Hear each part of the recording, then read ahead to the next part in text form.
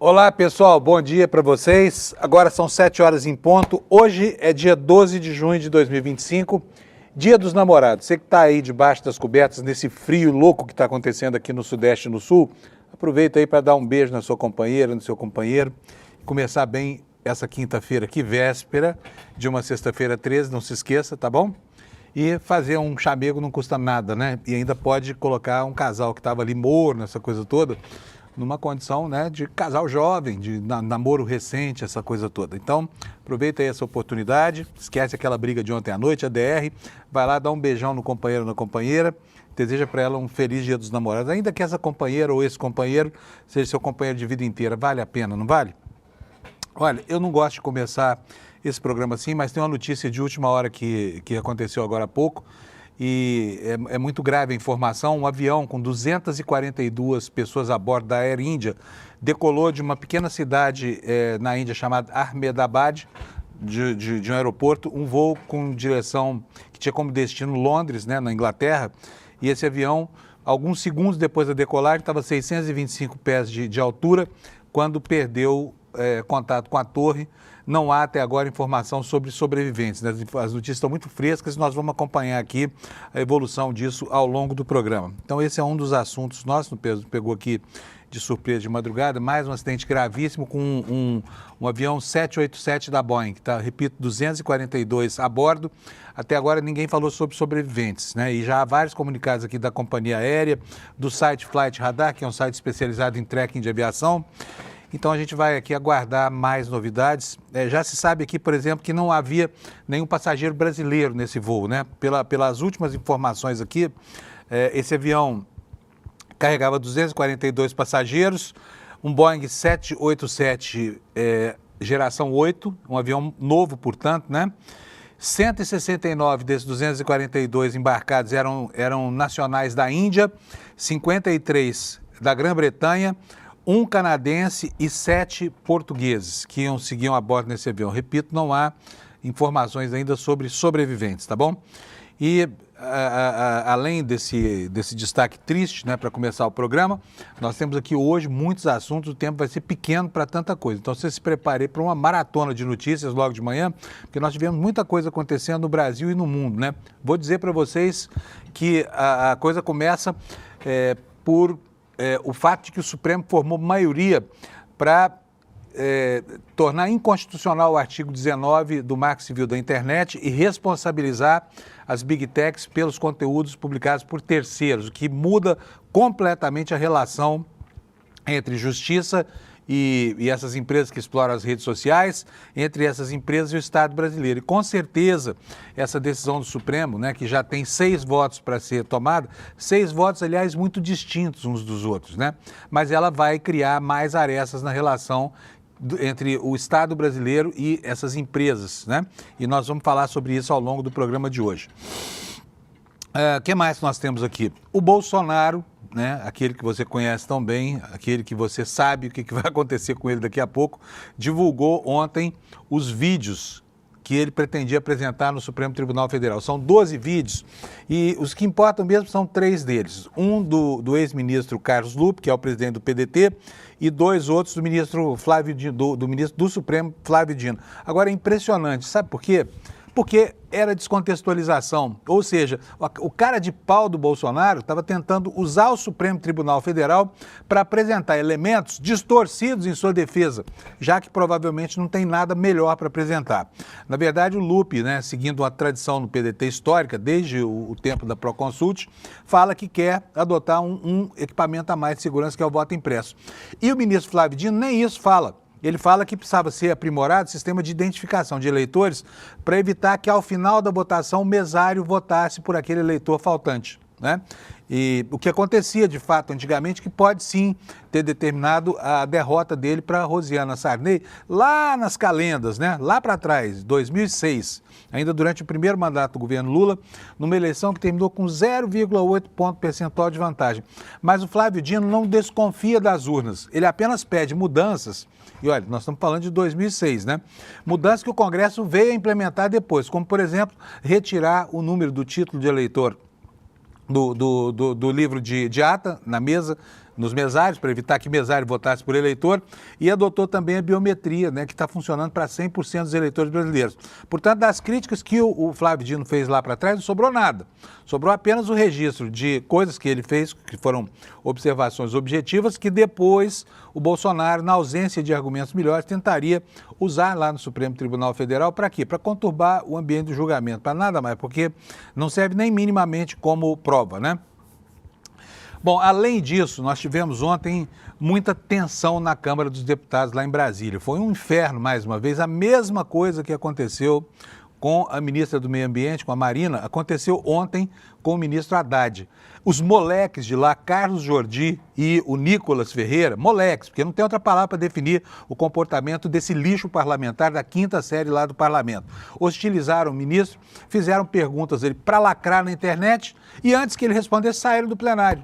Aí o Haddad falou, olha, isso é molecagem, tá? O parlamentar vem aqui para fazer perguntas para ele colocar no perfil dele do Instagram e depois não fica para ouvir a resposta. E aí o clima fechou, né? Mais uma vez, bolsonaristas lá, enfim, tumultuando tudo. E as notícias para o governo em relação ao pacote que precisa ser aprovado aí para poder complementar as fontes de receita brasileiras para pagar despesas que são de custeio, está muito mal parada essa questão. Por quê? Porque o governo não tem votos, né? E agora partidos da base aliada, União Brasil enfim, e outros partidos, estão ameaçando votar contra o próprio governo. Apesar de terem cargos na esplanada, apesar de tudo isso, não querem deixar o governo resolver o problema fiscal brasileiro, né? Acham que tem que sair por aí cortando tudo, especialmente aqueles programas do PT que rendem voto, né? Que custam algum empenho da máquina pública brasileira. Lá fora, nos Estados Unidos, o Trump continua assim, mas com muita corda, falando mal dos imigrantes. Está cada dia que passa caminhando para transformar os imigrantes em seres abjetos que conspurcam a cultura americana, roubam os empregos e ainda fazem uma sujeira enorme porque são seres das trevas. É assim que ele trata o imigrante numa jornada que eu repito todo santo dia. Lembra e muito aquilo que aconteceu na República de Weimar, na Alemanha, após, né, o triunfo dos nazistas que assumiram o poder e destruíram a democracia da Alemanha, começando assim, criando a condição para que eclodisse a Segunda Guerra Mundial. Esses são os assuntos que a gente vai tratar durante o dia de hoje e eu vou logo começar aqui chamando meu companheiro Alex. Alex, bom dia. Tudo bem, Alex? Bom dia, Panunzio. O Alex hoje, cadê você? Aparece aqui, aí, Alex. Panunzio. Aí, achei que você não ia aparecer no trabalho hoje. Bom dia, comunidade. Bom dia, Panunzio. Foi mal, Panunzio. Não, imagina. O Alex está aqui hoje só para dizer que ele não tem nada para falar sobre futebol, né, Alex? Então, Panunzio, eu me equivoquei e eu vi que hoje vai ter a 12ª rodada do Campeonato Brasileiro e nisso a gente conseguiu fazer essa artezinha desses confrontos que irá acontecer hoje. Nossa, que rápido. Gente, eu falei com ele agora há pouco, ele falou, não tem nada hoje, vou faltar, vou passar. Apareceu com a arte. O que é isso aí, Alex? Sim. Então, hoje acontece a 12ª rodada do Campeonato Brasileiro. Lembrando que não terá todos os jogos, porque terá alguns clubes que estão focados no Super Mundial, que irá começar nesse fim de semana. E nisso iremos ter Red Bull Bragantino contra Bahia, Vitória contra Cruzeiro, Fortaleza e Santos. Lembrando que o Neymar não jogará por conta que está suspenso após a expulsão contra o Botafogo, Grêmio e Corinthians, Atlético Mineiro Internacional e para finalizar São Paulo e Vasco. Panunzio. Muito bom. Alex vai me ajudar hoje com atualizar as informações desse acidente aí, tá? Sim, eu vou passar para o Alex aqui algumas fontes na internet, ele vai ficar de olho lá, porque, gente, é uma tragédia, né? 242 a bordo, caiu no meio da cidade lá, da cidade de onde decolou, né? A cidade se chama Ahmedabad, fica no oeste da Índia. Eu vou começar aqui, Alex, atualizando essas informações. Eu descobri esse acidente nas páginas do The Guardian, né, que é o jornal inglês, onde estava estampada essa página que você vai ver aí, olha. O voo da Air India para Londres cai em Ahmedabad, na Índia, logo após a decolagem. O jornal foi o primeiro no mundo a dar essa informação, a informação que suscita um grande interesse lá na Inglaterra. Por quê? Porque era um voo que se destinava a Londres, com muitos passageiros, com destino, voltando para casa, né? 53 passageiros eram britânicos nesse voo, né?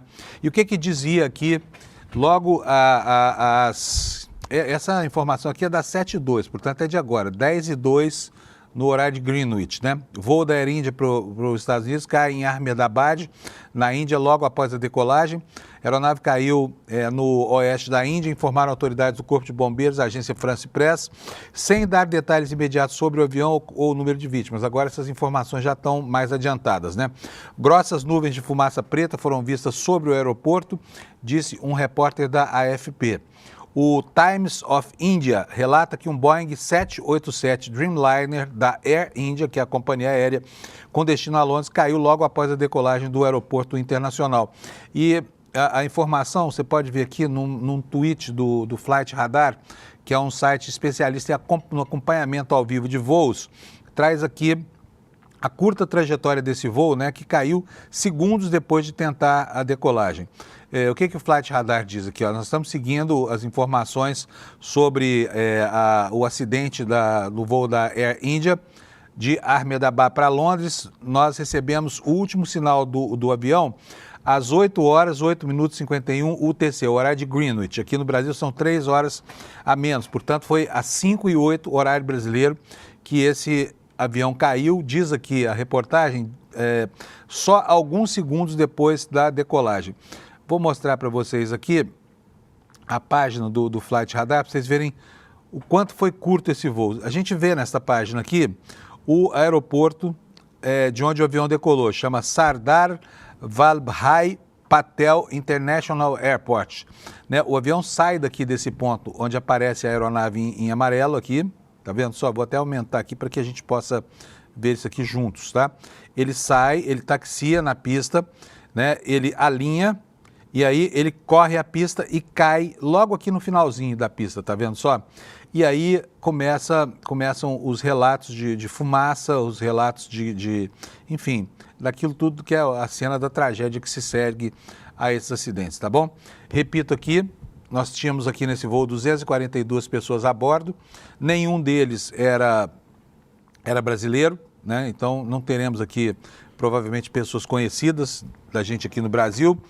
E a composição era o seguinte: primeiro, era um avião 787-800, né? 169 passageiros eram indianos, passageiros e tripulantes eram indianos, nacionais da Índia, 53 naturais da Grã-Bretanha, um canadense e 7 portugueses. Quem disse isso aqui pode botar na tela para mim, por favor, Alex, foi a Air India, que é a companhia que opera esse voo, né? O que ela fala aqui? O voo partiu de Ahmedabad às 13h38, hora de Greenwich, estava carregando 242 passageiros e tripulantes, e desses havia essas nacionalidades que eu declinei aqui agora: 169 indianos, 53 britânicos, um canadense e 7 portugueses. A informação dava conta de que os passageiros feridos estavam sendo levados para hospitais próximos, mas essa informação de que há pessoas que sobreviveram ao acidente não está confirmada, infelizmente, tá? E a empresa coloca aqui à disposição de quem tem relação com passageiros desse voo um número de telefone, que não é o caso de falar aqui, já que não tem ninguém brasileiro, tá bom? É isso. Vamos para a meteorologia, para a gente saber como é que está o tempo, porque o tempo hoje também é manchete. Uma friaca essa noite aqui em São Paulo, olha, foi preciso dormir com muito cobertor né? A gente não está preparado aqui no Brasil, nem para o frio extremo, nem para o calor extremo. E a hora que eu acordei hoje, o termômetro estava marcando apenas 10 graus, né? Depois nós vamos ver qual foi a temperatura mínima na cidade de São Paulo, mas o frio está intenso por aí. E eu vou mostrar para vocês aqui o mapa da previsão do tempo, para que a gente possa saber como é que vai ser o comportamento nos próximos dias. Eu já antecipo aqui que o fim de semana no sul e no sudeste vai ser bastante frio, tá? E que vai ter um tempo lindo. Aliás, hoje, apesar do frio e da chuva que caiu de madrugada, eu vi da janela do meu carro a lua cheia linda que está iluminando esse Dia dos Namorados. Mas vamos voltar aqui para a questão da meteorologia.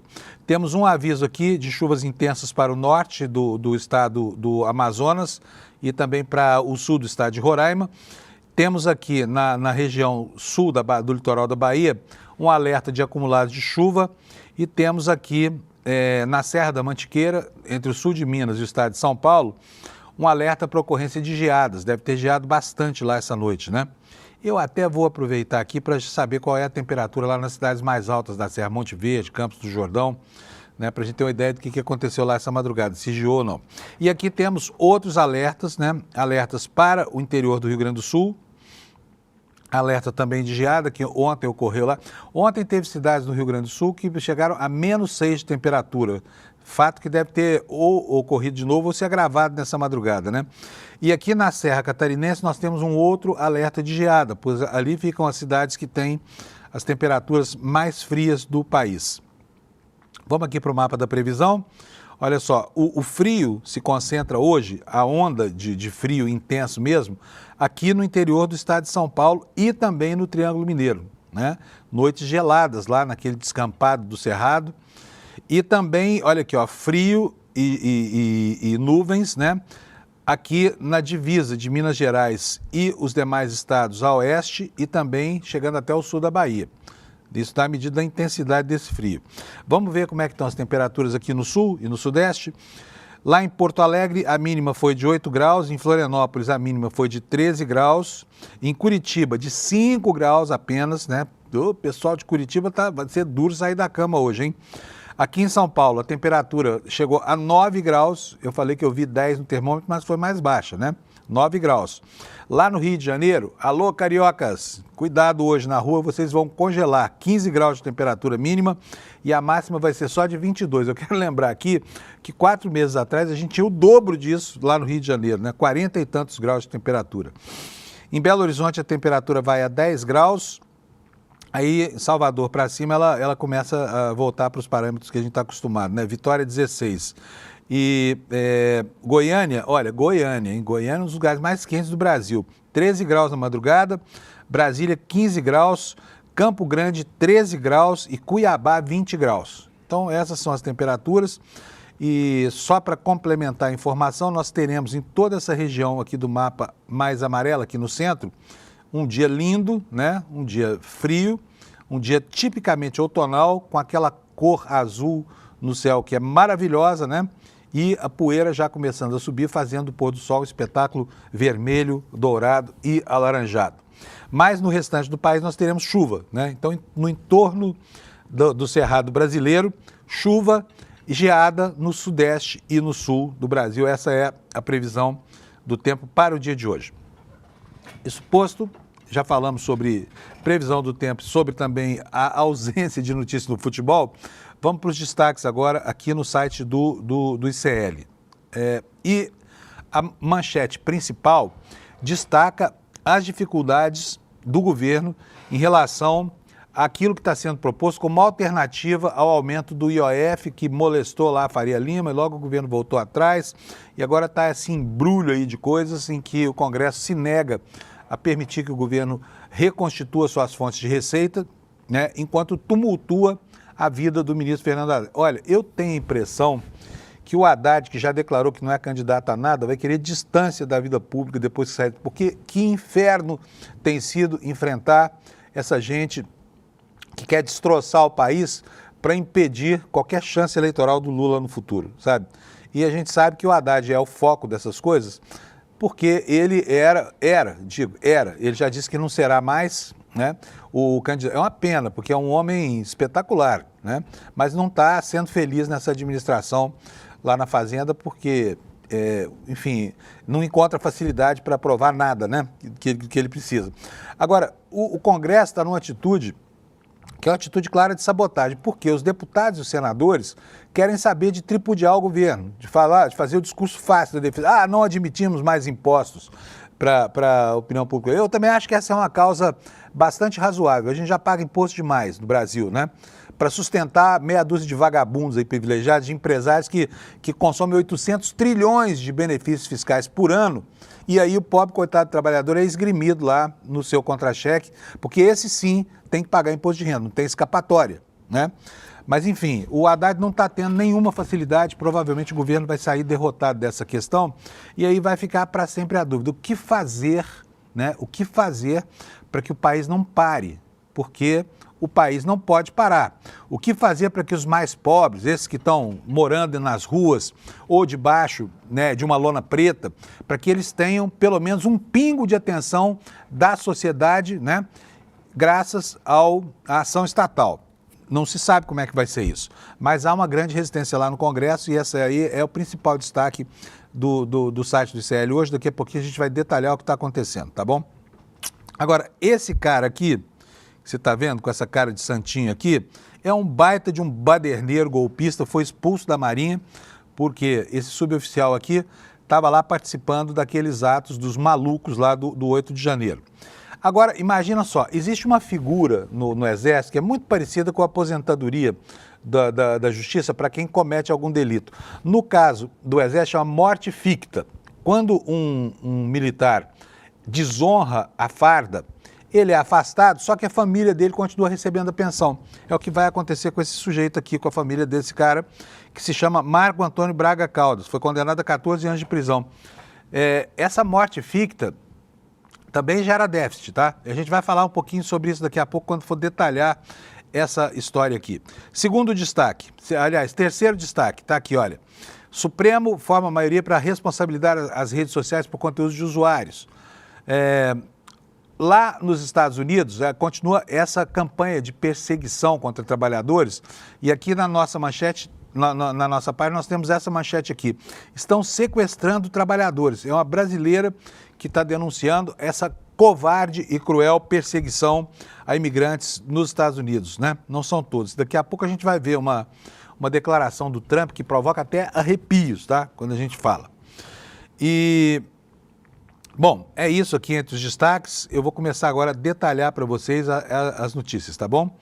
Vamos começar falando da questão econômica, porque ontem teve muita confusão lá no Congresso. Você deve estar informado, se não estiver, você vai ficar agora. O que diz aqui a nossa manchete? Sob resistência do Congresso, o governo publica medidas alternativas ao IOF e aqui a matéria apresenta as mudanças, que são as seguintes. O governo publicou na noite de ontem um conjunto de medidas relacionadas ao IOF via decreto e medida provisória, voltadas a recalibrar o imposto e aumentar a arrecadação. De acordo com o ministro da Fazenda, as medidas foram acertadas entre ele e os presidentes da Câmara, Hugo Mota, e do Senado, Davi Alcolumbre, além de lideranças das casas legislativas. Agora, o curioso é que o Alcolumbre é do União Brasil. União Brasil é o partido da base do governo. Não parece, mas é. E ontem já anunciou que vai fechar a questão contra qualquer medida proposta pelo governo federal. É mole. E o Lula não vai fazer nada, tá? Não vai tirar os ministérios, não vai acontecer nada. Porque o Lula é conciliador, a gente acha que é conciliador demais. A gente e eu, no caso, tá? Não sei se você acha isso, mas essa excessiva tolerância, né, vai acabar com a própria tolerância, porque não é possível que esses partidos continuem sabotando dessa maneira enquanto desfrutam das benesses de estar lá na esplanada dos ministérios, tá bom? Mas vamos lá, quais são as medidas, então? Fim da alíquota fixa do risco sacado. Fica apenas uma alíquota diária de 0,0082, que significa uma redução de 80% na tributação. Olha, com relação ao VGBL, né, que são aqueles planos de previdência privada, até 31 de dezembro de 2025, o IOF nos aportes passa a incidir sobre o valor que exceder 300 mil. Neste ano, fica flexibilizada a exigência de verificação global dos aportes em diversas entidades para evitar problemas operacionais nas entidades seguradoras. A partir de 1º de janeiro do ano que vem, o IOF dos aportes do VGBL passam a incidir sobre o valor que exceder 600 mil e as contribuições patronais ficam isentas de IOF. Será cobrada uma alíquota de 5% de imposto de renda sobre as LCAs, LCIs, CRIs, CRAs, debêntures incentivadas, todos esses antes isentos. Tributação sobre o faturamento das bets, elevada de 12% para 18%. Não há mudança para os prêmios pagos ao apostador e para o imposto de renda e a CSSL cobrada das empresas. Inserção do programa PED 6 no piso constitucional da educação. Mudança nas regras do Ateste Med. É um serviço do INSS para solicitação de benefício por incapacidade temporária. Sujeição à dotação orçamentária da compensação financeira entre o regime geral da Previdência Social e os regimes de previdência dos servidores públicos e, em relação ao seguro-defeso, ajuste nos critérios de acesso e sujeição à dotação orçamentária.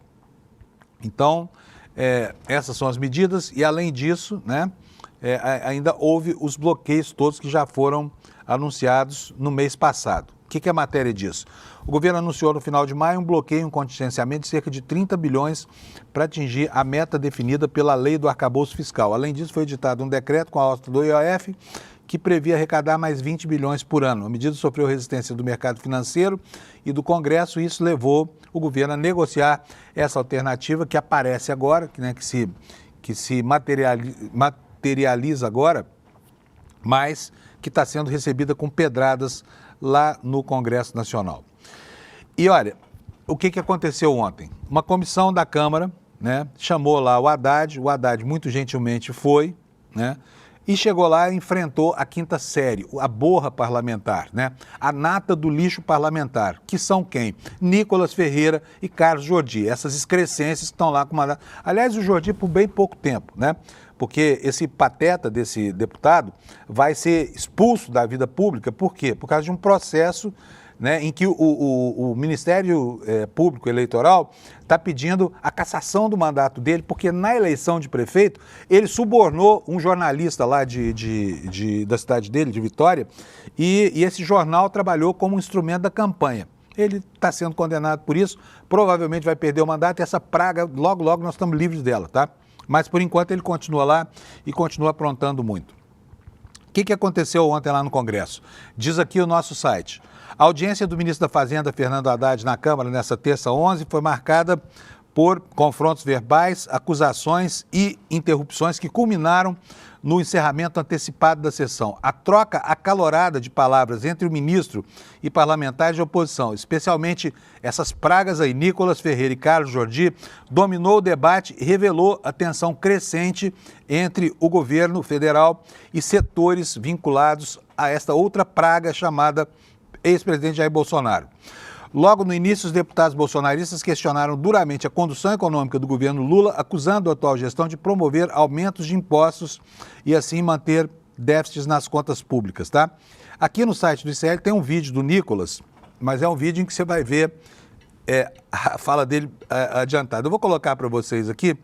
Alex, será que o áudio disso sai aí também, hein? Vamos ver. Então, assim, confesso, ficam exigindo de mim maturidade nesses momentos. Eu preciso provar aqui algum termo técnico sobre como está a economia. Tá de sacanagem, né? Não vou licitar aqui para poder falar como se estivesse polarizando, mas o governo, você sabe o nome de quem é, deixou um superávit de 54 bilhões, ok? 54 bilhões. No primeiro ano de 2023, foram déficit de 230. Bom, blá, blá, blá. Fez isso aqui, fez as perguntas, o ministro estava lá na comissão, só que esse moleque saiu e deixou o ministro falando sozinho. E aí o Haddad, muito acertadamente, falou, mas olha, esses caras são os moleques, o que eles querem? Por que faz as perguntas e não ficam aqui para responder? E essa palavra, não foi nem moleque que ele falou molecagem, que isso era uma molecagem. De fato, sabe, isso é coisa da quinta série parlamentar, isso não é comportamento de parlamentar sério, que vai lá para lacrar, para botar o vídeo no seu perfil no Twitter ou no YouTube e vaza depois, faz todas as ofensas, não fica para obter a resposta, quer dizer, a resposta, a pergunta não interessa nada. Significa que a pergunta é vazia. Só serve para esses canais botarem isso aqui nas suas redes sociais e mais nada. E o Haddad ficou pé da vida com essa história aqui e falou o que tinha que dizer, do jeito dele, né? Ele não é agressivo nem nada, mas ele foi muito duro quando citou nominalmente o Jordi e o Chupetinha na sua fala de ontem, que nós vamos ver agora. Bota para nós, Alex. Em 2018, o Bolsonaro fugiu de todos os debates. Eu era candidato a presidente, estava no segundo turno, ele correu de debater comigo. Agora aparecem aí dois deputados, fazem as perguntas e correm do debate. Acabaram de falar aí, e o Nicolas sumiu, é só para aparecer. Então, já que eles não estão aqui, quem sabe vocês mandem o recado para o Nicolas e para o Jordi, aprender um pouco das contas públicas brasileiras. Vamos começar a falar sério aqui, né? Em 2022, eles estão alegando que teve um superávit primário. Por favor, doutor, ouça. Em 2022, o Jordi e o Nicolas falaram que teve superávit primário. A que custo? Vamos lá. O Bolsonaro deu um calote nos governadores. Tomou o ICMS sobre combustíveis dos governadores com a promessa de pagar. Quem pagou foi o governo Lula em março de 2023. 30 bilhões de reais. 30 bilhões de reais que o governo Lula, o presidente Lula, teve que pagar em março de 2023 para indenizar os governadores da barbeiragem do governo Bolsonaro no ano anterior, que para baixar o preço da gasolina artificialmente tomou esses 30 bi dos 27 governadores do país. Quem teve que pagar foi o governo Lula. Onde estava o seu Nicolas e o seu Jordi nesse dia? Não estavam aqui votando? Onde eles estavam? O superávit primário de 22 também se deveu ao calote de precatórios, que somado com o calote de 24, porque não estava no orçamento de 24, e nem no de 23, e nem no de 22, foram 92 bilhões a mais. Onde estava o deputado Jordi e o deputado Nicolas, quando o presidente Lula, em 2023, teve que pagar o calote de precatórios do Bolsonaro? O superávit de 22 também teve outras duas razões. A barbeiragem da venda da Eletrobras vendeu na Bacia das Almas, uma das empresas mais importantes do Brasil, e depenaram a Petrobras com a distribuição de dividendo que superou 200 bilhões de reais num único ano de distribuição de dividendo. Queridos amigos e amigas, assim qualquer um faz superávit primário. Dando calote, vendendo patrimônio público, tomando dinheiro de governador. Esse é o padrão de qualidade econômica do governo Bolsonaro. O que eu falei daqui que é mentira, deputado?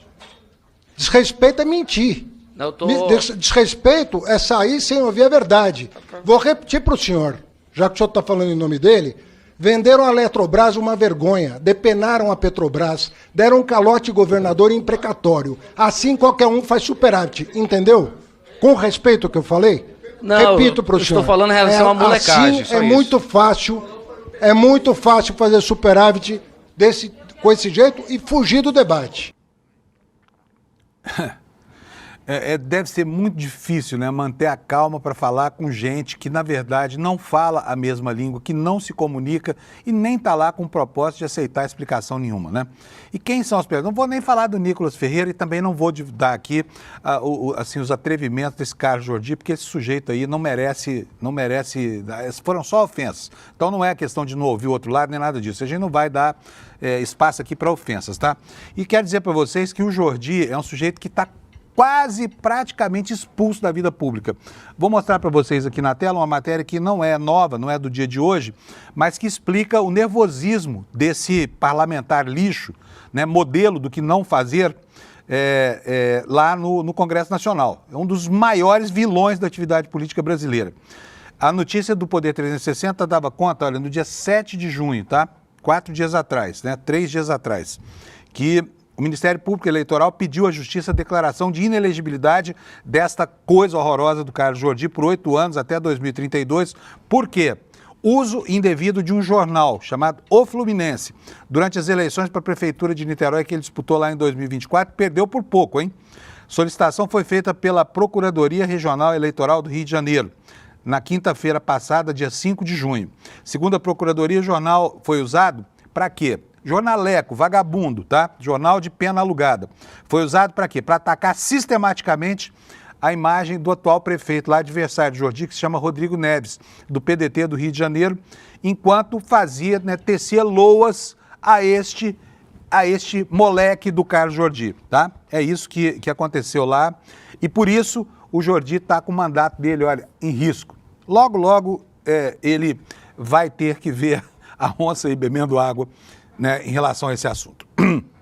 Bom, falamos o que tínhamos que falar aqui sobre esse evento desastroso ontem lá no Congresso, lá na Câmara dos Deputados, e eu quero agora atualizar as informações aqui sobre esse avião que se acidentou lá na Índia, que caiu. Vou chamar aqui o Alex. O Alex está fazendo para nós o acompanhamento do voo. Parece aí, Alex. Opa! Estou aqui. Alex, sempre a postos, né? O que foi que você conseguiu a mais de informação para a gente sobre esse voo? Então, a polícia local confirmou que o avião caiu no alojamento para médicos no local, que é das estudantes da BJ Medical College. Havia cerca de 50 a 60 pessoas no local, nesse alojamento, e não há nenhum estado de saúde sobre o pessoal que estava nesse local. Lembrando que as informações que chegam, a gente tem esse vídeo, Panos, que está na tela, que é no momento exato que o avião cai, que a gente consegue ver que ele caiu numa área bem populosa. Nossa. E nisso atingiu esse alojamento para estudantes da medicina, o Panunzio. Que imagem pavorosa essa, avião devagarzinho perdendo sustentação. Repete para nós aí, Alex, por favor. Claro. Olha, isso é o pavor de todo piloto, perder potência logo depois da decolagem, né? Você vê que mal deu tempo de recolher, não deu tempo nem de recolher o trem de pouso, o avião perdeu sustentação e caiu sobre essa região. Vamos ver o que foi isso, porque é um avião novo da Boeing, né, o 787-8, e, enfim, é um acidente que com certeza vai gerar uma enorme repercussão. E havia 242 pessoas a bordo e, infelizmente, por essas imagens aí, a gente percebe que é muito difícil que tenha havido sobreviventes entre os 242 que estavam a bordo. Mas o Alex acabou de informar para a gente que ele caiu em cima de um alojamento de estudantes que tinha 50 a 60 pessoas em terra, né? Daqui a pouco a gente vai ver qual foi a repercussão disso, né, Alex? O Alex vai continuar informando a gente, tá? Isso mesmo, a gente continua apurando aqui para nos... Muito bom, obrigado, Alex. Gente, olha, o Supremo Tribunal Federal ontem chegou a um placar de 6-1 a favor de responsabilizar as Big Techs por conteúdos de terceiros, né? Então, o julgamento já está, a questão já está resolvida, o julgamento não terminou ainda, mas faltam ainda 4 votos de ministros que deverão apresentar o que pensam sobre essa matéria. De qualquer forma, a decisão já está tomada. A questão é que os votos divergem muito entre si, embora eles convirjam no sentido de que o artigo 19 do Marco Civil da Internet é inconstitucional e não atende às demandas, né, da sociedade brasileira nesse momento.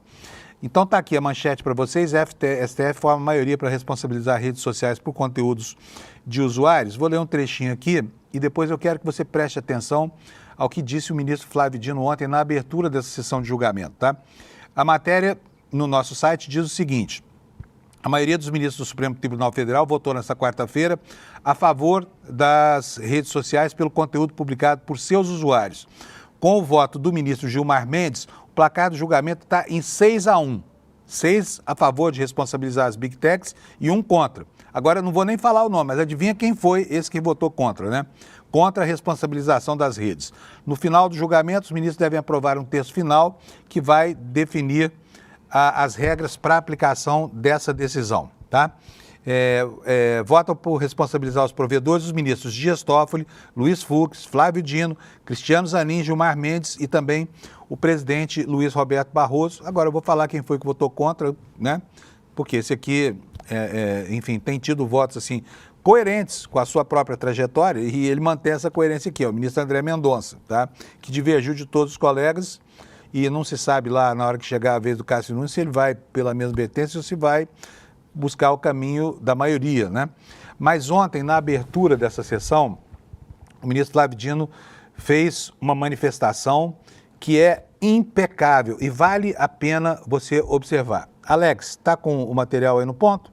Eu queria mostrar para vocês aqui o que foi que disse o ministro Flávio Dino. Preste atenção no raciocínio dele sobre a responsabilidade desses gigantes que exploram as redes sociais. Eu considero que as redes sociais não aproximaram a humanidade daquilo que ela produziu de melhor. As redes sociais não aproximaram a humanidade da ciência, tampouco da filosofia, muito menos ainda da religião. As redes sociais, se dependessem de mim, receberiam um juízo extremamente negativo em relação ao que vem produzindo de etos nas sociedades humanas. É preciso ter muito cuidado com o tecnodeterminismo. É uma encruzilhada vital na trajetória do ser humano na Terra. E há uma coisa curiosa. Eu, por vezes, vejo segmentos religiosos defendendo o tecnodeterminismo sem perceber que ele, em si, como valor, tem uma pretensão antinômica em relação à dimensão religiosa da vida, uma vez que o tecnodeterminismo quer ser Deus, onipotente e onisciente. E, portanto, não considero mesmo que nós pudéssemos, a essas alturas, sequer classificar isto de redes sociais. Se dependesse de mim, o resultado desse julgamento seria outro, bastante diferente. E seria muito mais rigoroso em relação a tudo quanto aqui dito, porque, de fato, considero que uma sociedade que não cultiva os valores da ciência, da filosofia e da religião é uma sociedade fracassada. É um anti-humanismo, é uma contra-utopia. É preciso ainda, assinalo, ter muito cuidado com aquilo que é íncito hoje a esses meios, que é uma espécie de minimização da mentira, como se fosse algo acessório, menor ou até anedótico. A mentira existe e ela pode ser profundamente nociva, como mostrarei com um trecho do meu voto. É falso que tudo é uma questão de opinião. Você imaginar que a justiça eleitoral não funciona tão bem quanto gostaríamos é absolutamente legítimo. Contudo, dizer que há uma sala escura no TSE, onde magistrados manipulam código-fonte, não é uma opinião, é uma mentira, e uma mentira tipificada. As pessoas não são obrigadas a acreditar em Deus, eu acredito, e eu tenho a minha corrente religiosa. Outros têm outra, e há agrupamentos agnósticos ou até ateus. Tudo isso é legítimo, tudo isso é uma opinião. O que não pode é, em qualquer meio, inclusive o virtual, aqueles que são agnósticos pretenderem exterminar quem pensa que Deus existe, ou o contrário. Então, a segunda observação que faço é que é impossível um tribunal que expressa os melhores valores que a humanidade foi capaz de produzir se encontrar diante da mentira institucionalizada e minimizá-la. Olha, vocês viram, né? É uma aula para gente, principalmente uma aula de civilidade e cidadania. É muito diferente, disse o ministro, afirmar uma opinião. Eu não gosto das urnas eletrônicas, eu prefiro o voto manual. Isso é uma opinião, tudo bem. Agora, a outra coisa é inventar que ministros de determinado tribunal receberam 30 milhões, 50 milhões para, numa sala escura, manipular o resultado da eleição. Isso é mentira. Então, o mundo do bolsonarismo é um mundo que tenta confundir a fronteira entre versão e fato, mas, infelizmente, não consegue, né? E ontem o Bolsonaro divulgou os vídeos que ele pretendia usar lá no Supremo e foi impedido pelo ministro Alexandre de Moraes, que disse que aquele momento não era o momento de anexar provas ao processo, que ele poderia fazer isso na próxima etapa, quando vai ser franqueado aos defensores dos réus pedir novas provas, fazer o que quiser, né? E ontem o Bolsonaro divulgou, são 12 vídeos, né? Desses 12, 3 importam. Um do Carlos Lupe e 2 do Flávio Dino, lá nas Calendas, como eu falei antes, quando ele perdeu a eleição para Rosiana Sarney. Aliás, foi uma eleição lamentável, perdeu por uma diferença muito pequena. E ele fez realmente críticas ao sistema de votação, mas nada que dissesse respeito à segurança e à saúde das urnas. O que ele dizia era o seguinte: precisa identificar melhor o eleitor, para que o mesário não vote por ele, porque é aí que acontecia, naquele momento da história, a possibilidade de fraude. Ou seja, o número do título estava expresso na ata de votação, na ata de urna lá. Então, o mesário desonesto podia, usando aquele número, ir à urna eletrônica e votar por quem não compareceu à sessão, distorcendo o resultado. Era essa a crítica dele. Ele não condenava as urnas eletrônicas, pedia uma ampliação da segurança. E o Carlos Lupe, você vai ver daqui a pouco, vai mais ou menos na mesma direção, com um pouquinho mais de ênfase, até compreensível, porque, né, o PDT, com Brizola, 1980 e tantos, lá 1986, se eu não me engano, foi vítima de um processo monstruoso de fraude, né? Que vinculou imprensa com gente de, enfim, empresas de informática e tecnologia, para fraudar as eleições e impedir que o Brizola fosse eleito. Então, no PDT sempre teve uma paranoia com voto, seja lá qual fosse o sistema. E é preciso lembrar que o caso Proconsult aconteceu quando ainda não havia urna eletrônica no Brasil, muitos anos antes de as urnas chegarem ao ambiente das eleições, né? Então, vou mostrar para vocês aqui a matéria no site HJur. Tá aqui, olha, o Bolsonaro divulgou os vídeos e esses aqui são os vídeos que importam, olha. Esse do Lupe e os dois do Flávio Dino. Vou começar mostrando para vocês o que é que o Flávio Dino dizia na época sobre melhorar, aprimorar o sistema que do jeito que estava colocado permitia fraude, mas não porque o sistema das urnas fosse viciado ou coisa parecida. Preste muita atenção nessa primeira manifestação do Flávio Dino, logo depois de ter sido derrotado pela Rosiana Sarney lá em 2006, se a memória não me falha. Põe para nós, Alex, por favor. Um ano atrás, como relator da reforma eleitoral, parecia premonitório. Esse é o segundo. Vamos botar o primeiro, depois a gente vai ver esse aí. Vai lá, pode colocar. O senhor ficou em segundo lugar na eleição aqui para governador do Maranhão, por uma diferença mínima. Eu te pergunto, o senhor acredita que houve fraude? Houve várias modalidades de fraude, algumas já identificadas pela Justiça Eleitoral, pelo Ministério Público, pela imprensa, já foram anunciadas.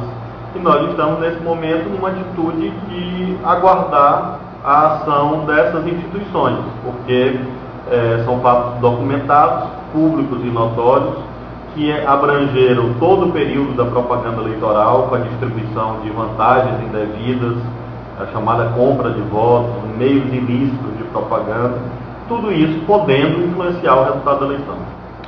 O senhor não teve o apoio do presidente Lula e da candidata Dilma formalmente na sua disputa contra o PMDB, da outra candidata, e o senhor é de um partido da base. Há alguma mágoa? Mágoa pessoal não, mas há uma estranheza política, porque havia um entendimento dentro dessa aliança, dentro do comando da Aliança Nacional, de que o chamado duplo palanque seria respeitado. Ou seja, que quando houvesse 2 ou mais candidatos da base, haveria o acompanhamento da ação desses candidatos e o apoio a todos esses candidatos, na medida que há uma aliança nacional. E isso não foi observado no caso do Maranhão. Então nós temos, tanto no plano local quanto no plano nacional, um sentimento de que em relação ao PCdoB não houve o cumprimento desse acordo político celebrado nacionalmente. O senhor conversou com o Lula, com o presidente Lula ou com a candidata Dilma? Não, pessoalmente não, nem antes nem depois da eleição. E eles não te procuraram? Bem antes da eleição, sim, quando ainda se discutia se haveria ou não a candidatura, mas após o processo eleitoral, não. E eles não te procuraram? Não. Bom, vocês viram aí que o Flávio Dino não fala nada sobre segurança do sistema da urna, nada. É sobre o processo de identificação do eleitor. Portanto, fica claro que o Bolsonaro estava tentando descontextualizar uma manifestação muito antiga, que não se aplica mais, porque o sistema, inclusive, mudou depois disso, né? Para quê? Para criar um constrangimento para os ministros do próprio tribunal. Era isso, era fake news em cima de fake news, já que ele não tem o que falar. Vamos ver, para que não fique dúvida, a segunda manifestação do ministro Flávio Dino, ao tempo em que era candidato. Aliás, eu quero até fazer um comentário aqui, hein? O Flávio Dino perdeu essa eleição por culpa da falta de articulação do campo progressista. Naquela eleição, o candidato do PCdoB, que era ele, foi deixado de lado e Lula apoiou a adversária, né? A Rosiana Sarney. Foi uma lástima, todo mundo lamentou na época e acabou com isso aí. Mas reitero aqui, ele aborrecido, chateado, pensando que podia ter havido fraude, porque o Maranhão era um feudo da dinastia Sarney, falou que precisava mudar o sistema de identificação do eleitor. E nada contra urnas eletrônicas. Vamos ver a segunda manifestação dele. Um ano atrás, como relator da reforma eleitoral, parecia premonição, eu dizia, acolhendo uma proposição do PDT, de que havia necessidade de aprimorar o sistema de urnas eletrônicas no Brasil. E essa eleição, a qual eu vivenciei um ano depois, quer dizer, um ano atrás eu já pensava assim. E hoje tive a oportunidade, não gostaria de ter tido, mas tive a oportunidade de ser vítima de um processo que precisa ser aprimorado, precisa ser melhor auditado, precisa ser melhor acompanhado, que é o sistema das urnas eletrônicas. Como é que se dá a votação eletrônica? Como é que se evita o eleitor votando por outro? que foi esse debate no Supremo da carteira de identidade, que foi mal colocado, que foi mal posto. O Congresso estava certo ao exigir pelo menos o documento de identidade com foto. Por quê? Porque diminui as fraudes, porque o caminho seguinte era a Justiça Eleitoral tirar daquele livro de eleitores o número do título. Porque é o número do título ali que permite que o mesário vote pelo eleitor que não foi, ou pelo eleitor que morreu. O que acontece hoje? Das 5 horas da tarde, o mesário verifica lá em consórcio com os fiscais, verifica os eleitores que não compareceram, porque não foram, porque morreram, porque viajaram. Com o número do título, ele libera a urna eletrônica e vota quantas vezes ele quiser. Então esse é um tema da maior gravidade. E nós estávamos certos na elaboração da lei. Pois é, vocês viram aí, nada contra o sistema eletrônico, ele queria aprimorar pedindo a identificação do eleitor com a carteira de identidade. Então fica mais uma vez explícita a má-fé, né, e o uso intensivo da tal pós-verdade ou fake news, como queira, para que Bolsonaro se defenda dentro do Supremo Tribunal, levando uma mentira para fundamentar outra. É um absurdo completo. Só para que a informação não fique incompleta, vamos colocar também o que disse o Carlos Lupe para que você possa formar direitinho a sua opinião, lembrando que esses são vídeos que o Bolsonaro pretendia usar em sua defesa. E olha, eu vou dizer uma coisa, hein? Ao proibir isso, o Xandão foi até generoso com ele. Sabe por quê? Porque ele ia se complicar mais ainda com essas aleivosias aqui. Mas vamos lá ouvir o Carlos Lupe agora. O Alex, põe para nós, por favor. O surgimento da urna eletrônica 25 anos atrás, nosso líder, nossa referência do partido, Leonel de Moura Brizola, já defendia uma coisa simples de se fazer, a impressão do voto. Para que possa votar lá, apertar o númerozinho do seu candidato, apertar o 12, você vê aquele papelzinho como se fosse esse papel que a gente, quando paga um cartão de crédito, tem como recibo, cair numa urna transparente e ficar ali guardado. Quando se tiver desconfiança, quando tiver uma votação muito diferente de locais, você pode conferir esse voto. Esse é o segredo de toda a democracia no mundo. A possibilidade de recontagem, a possibilidade de conferência de voto. Hoje, algumas pessoas mais à direita querem defender a impressão do voto. Não é porque eles estão hoje defendendo que nós vamos deixar de defender aquilo que para a democracia é salutar. Já foi aprovado, inclusive, no Congresso Nacional. E o tribunal não quis fazer porque disse, na época, que não tinha recursos para fazê-lo. Não tem recursos maiores para garantir a própria liberdade de expressão e a democracia do que investir na conferência do voto através da sua impressão.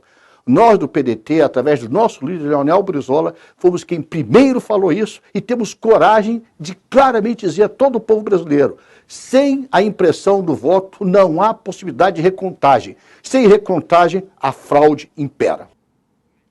O Lupe está ficando especialista em palpites na hora errada, não é não? Como palpita, meu Deus do céu. Mas vamos lá, só para lembrar aqui, a que ele estava se referindo aí? Ele queria a possibilidade de imprimir os votos para eventualmente recontar. É uma referência ao que aconteceu lá em 1982, o chamado escândalo Proconsult, quando uma empresa, essa Proconsult, foi contratada pelo TSE para pela primeira vez automatizar a fase da totalização dos votos. Era só isso que acontecia, né? E aí houve uma fraude para tentar impedir o Brizola de chegar de novo ao governo do estado do Rio de Janeiro, e isso impregnou para sempre, né, a memória do PDT. E aí esses líderes políticos vêm repetindo aí ao longo da história que é preciso mecanismos de aferição muito, muito, muito severos para evitar algo que de fato não acontece, que é fraude eleitoral. E aqui eu estou falando isso com a certeza. Eu, como repórter em Brasília, tive a oportunidade de cobrir a instalação das primeiras urnas e acompanhar o aprimoramento do processo, né? Enfim, não há nada nessas falas que suscite qualquer tipo de fraude em eleição, tá? Um disse que precisava ter um mecanismo para, se possível, quando houver controvérsia, recontar. Essas controvérsias nunca aconteceram. Nunca, jamais na história do Brasil houve a identificação de qualquer processo de fraude na votação das urnas eleitorais. O que há é muita bobagem, muitas aleivosias, uma mentirada danada, em benefício sempre daqueles que querem conspurcar a democracia usando a falácia de que o sistema é fraudável, tá bom? Bom, nós estamos já no finalzinho do programa, ainda tenho aqui, olha, muita coisa para dizer para vocês. Quero começar mostrando uma fala completamente xenófoba e inaceitável do Trump ontem. Depois nós vamos dar uma passada rápida aqui pelo noticiário internacional, porque tem um monte de coisa acontecendo. Alex, preste atenção como é que surge o inimigo público, o inimigo do Estado. É exatamente o que Trump está fazendo, repetindo a estratégia do Hitler na Alemanha nazista. Hitler elegeu os judeus como alvo. O Trump elegeu claramente o imigrante como o grande inimigo da prosperidade americana. Põe para nós, Alex, por favor, esse sujeito, Donald Trump. And before going further, I want to say a few words about the situation in Los Angeles, California. Have you heard of the place? Where I've deployed thousands of National Guard troops and hundreds of Marines to protect federal law enforcement from the attacks of a vicious and violent mob. And some of the radical left, they say, oh, that's not nice. Well, if we didn't do it, there wouldn't be a Los Angeles. It'd be burning today, just like their houses were burning a number of months ago. Generations of Army heroes did not shed their blood on distant shores only to watch our country be destroyed by invasion and third world lawlessness here at home, like is happening in California. As Commander-in-Chief, I will not let that happen. It's never going to happen. What you're witnessing in California is a full-blown assault on peace, on public order, and on national sovereignty carried out by rioters bearing foreign flags with the aim of continuing a foreign invasion of our country. We're not going to let that happen. Pois é, um fascista descarado, não é não? Me dói ouvir quando uma pessoa se refere dessa forma a seres humanos iguaizinhos a ele, que talvez tenham nascido num outro lugar, aliás, onde os pais desse sujeito nasceram, no exterior. Ele é completamente, enfim, se não fosse a doutrina do ius solis, né, que dá aos cidadãos americanos o direito à naturalidade e cidadania porque nasceram lá, o Trump seria, na Europa, por exemplo, seria considerado um estrangeiro, ainda que nascesse lá, né? Por causa da ascendência paterna e materna de estrangeiros, né? E os jornais americanos começam a desconfiar que o plano dele passa pela instauração de um regime militar. Olha só a manchete de hoje do Washington Post. Casa Branca de Trump abre as portas para uma implantação militar histórica em solo americano. Não vou entrar em detalhes, porque nós não temos mais tempo e eu ainda preciso dizer para vocês da situação, duas coisas. Primeiro, há uma grande preocupação hoje nos jornais americanos com a iminência de um ataque promovido por Israel ao Irã, né? Israel estaria se preparando e estaria na iminência de jogar ainda mais gasolina na fogueira, na pira em que já arde a paz lá no Oriente Médio, né? E o que mais que eu tenho para informar para vocês aqui, última notícia do dia, a Cristina Kirchner está aguardando na Argentina ainda a definição sobre o local em que vai cumprir a pena. E a opinião pública lá muito dividida, né? Vou mostrar para vocês aqui rapidamente as capas do jornal Clarim, que é um jornal que sempre se opôs a Cristina Kirchner, né? A manchete é: Cristina e o resto dos condenados deverão devolver $500 milhões por uma fenomenal manobra de fraude, lá no caso das rodovias, né, que valeram a ela sentença de prisão. O juiz do caso foi instado por uma das partes lá pelo Ministério Público a antecipar o cumprimento da prisão, mas manteve o prazo de 5 dias e agora a Cristina Kirchner está tentando